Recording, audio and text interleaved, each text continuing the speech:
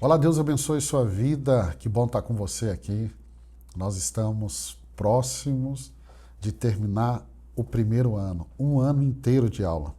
A aula de hoje eu quero falar com você por que a igreja sempre precisou de teologia. Vamos lá.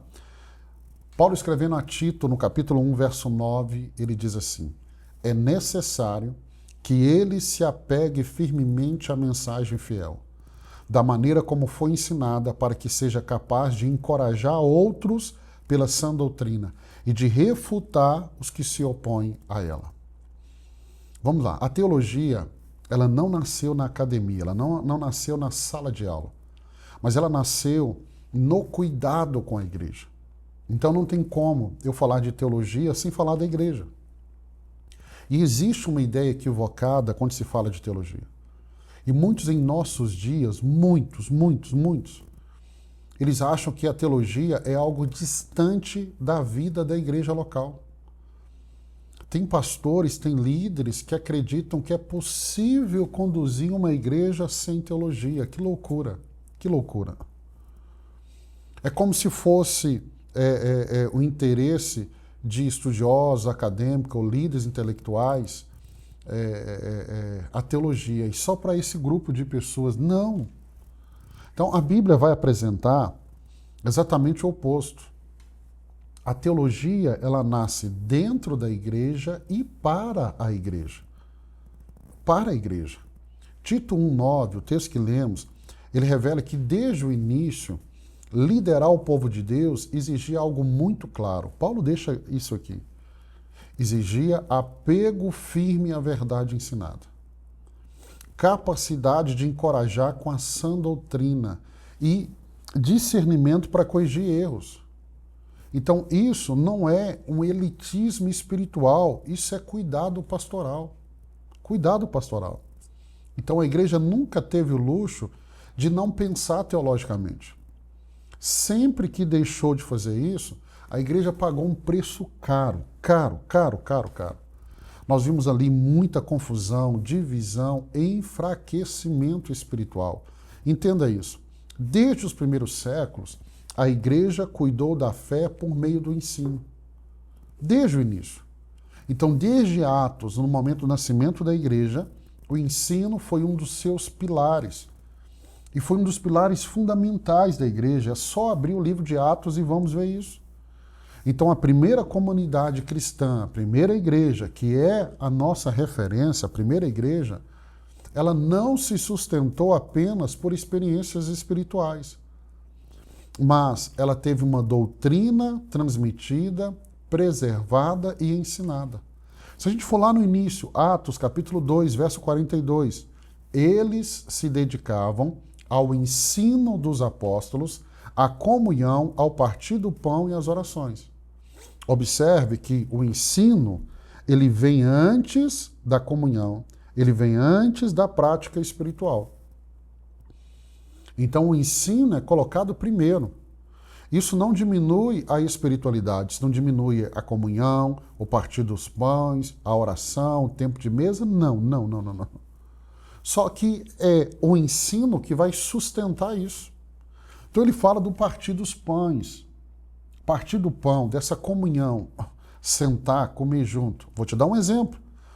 A igreja de Corinto, Paulo vai escrever para ela, orientando sobre a ceia. Como era a ceia? Era o sentar à mesa, o comer o pão.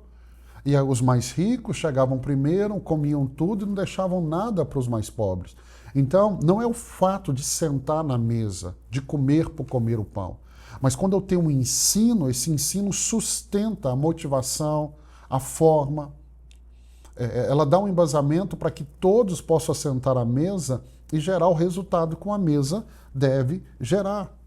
Então, nos primeiros séculos, a igreja ela enfrentou perseguições externas e confusões internas. Então, teve falsos ensinos.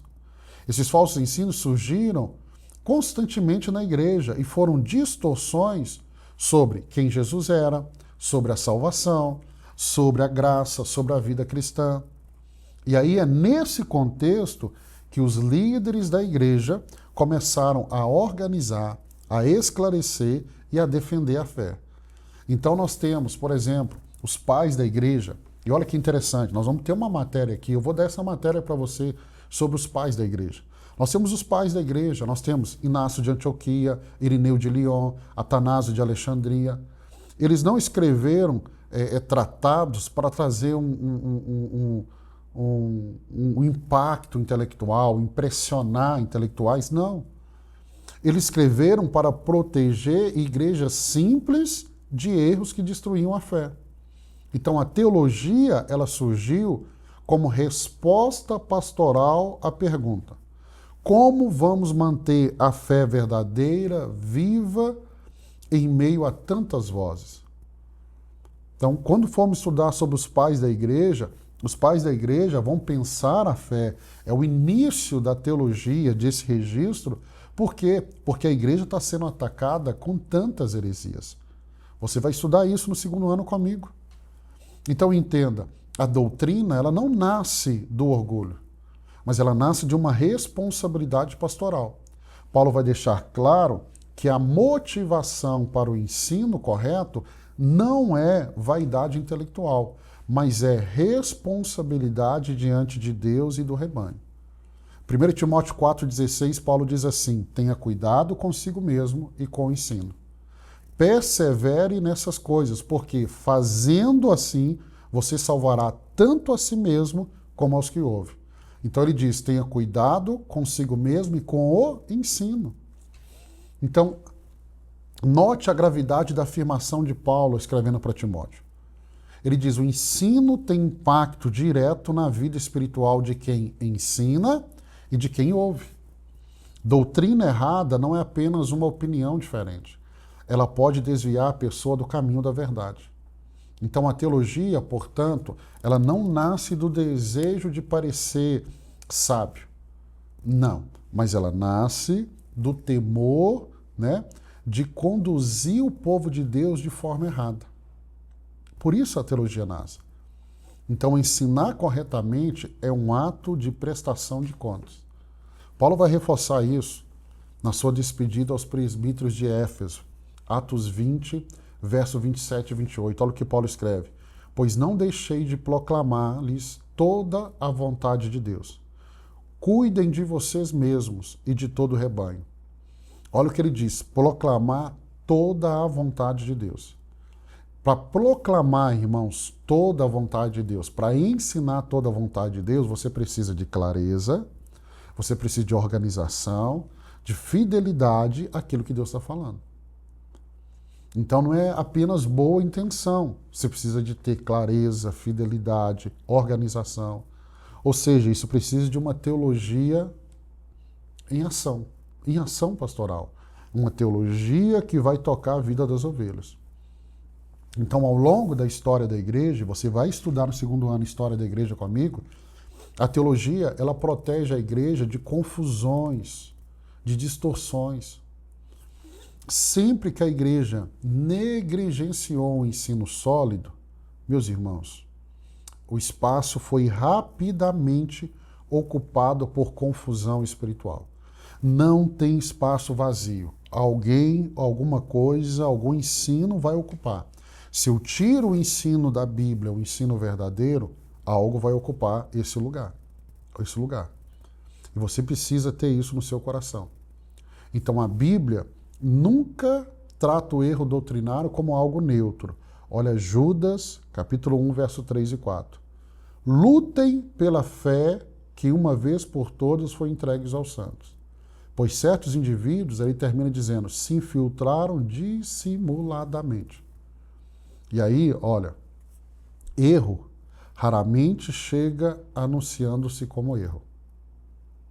Ele não vem com uma escrita na testa, erro. O erro costuma vir disfarçado de novidade, de espiritualidade profunda ou de uma revelação especial. É por isso que a igreja precisa de critérios claros. Paulo vai explicar o resultado de uma igreja sem clareza doutrinária. Efésios capítulo 4, verso 14 diz assim, o propósito é que não sejamos mais como crianças, levados de um lado para o outro, pelas ondas, nem jogadas para cá ou para lá, para todo vento de doutrina. Então a teologia, ela protege a igreja. A teologia protege a igreja. Ela protege a igreja contra modismo, ela protege a igreja contra líderes carismáticos, mas não sem base bíblica alguma. Ela protege a igreja contra interpretações isoladas. Ela protege a igreja contra uma espiritualidade sem verdade. Então, a teologia não engessa a fé. A teologia, ela vai dar estabilidade à fé. Então, ensinar de forma correta é um ato de amor ao rebanho. E ensinar não é apenas transmitir conteúdo, é cuidar de pessoas. Quem ama o rebanho não o deixa vulnerável ao erro. 2 Timóteo capítulo 4, verso 2 ao 4, diz assim: pregue a palavra, pois virá o tempo em que não suportarão a sã doutrina. Ao contrário, cercar-se-ão de mestres segundo os seus próprios desejos. Então, quando ele fala de ensinar a sã doutrina, isso exige coragem, paciência, amor. E muitas vezes o ensino fiel, ele vai confrontar preferências pessoais.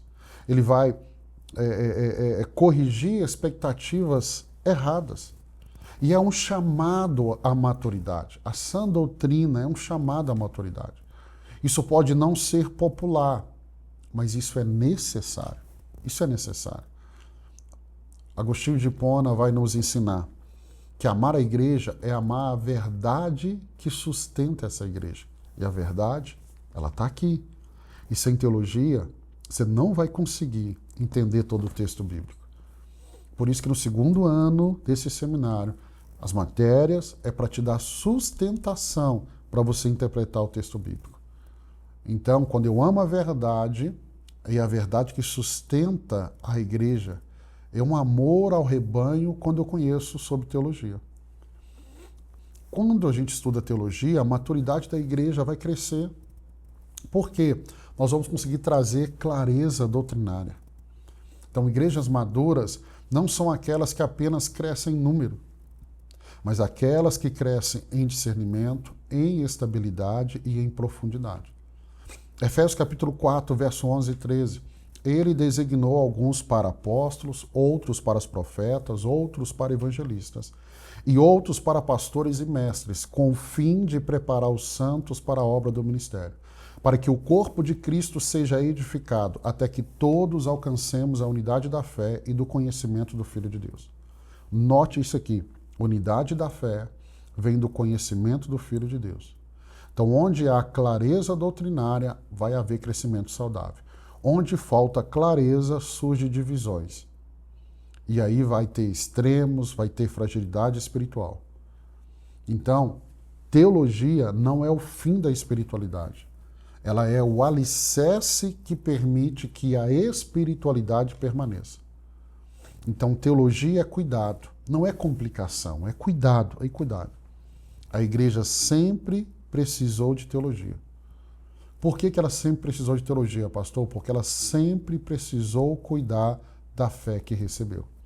E a teologia nos dá essa condição de cuidar da fé. Teologia, ela não nasce do orgulho. Por isso que teologia se faz de joelho, com humildade, com amor. Teologia não se faz com vaidade. O conhecimento não é para a sua vaidade. O conhecimento é para fazer com que você se torne mais parecido com Cristo.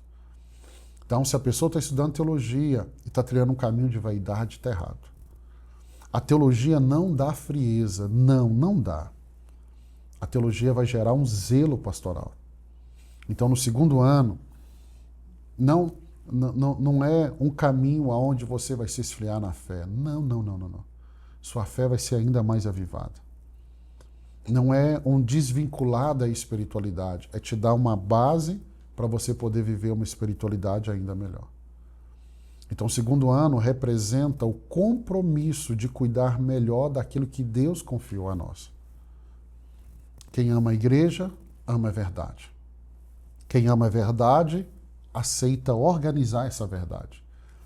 Quem aceita organizá-la, vai amadurecer. Então, se você quiser dar o próximo passo, é isso que vamos fazer no segundo ano. Então, no segundo ano, vamos fazer isso. No segundo ano, vamos dar o passo. Nós vamos dar o passo. Então a igreja sempre precisou de teologia e ela sempre vai precisar até a volta de Jesus Cristo.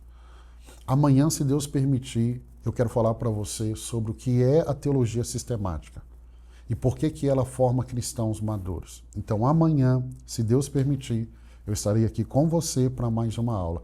Nós estamos quase terminando o ano. Fica firme. Parabéns para você que chegou até aqui. Deus abençoe sua vida. Eu te encontro amanhã, se Deus permitir.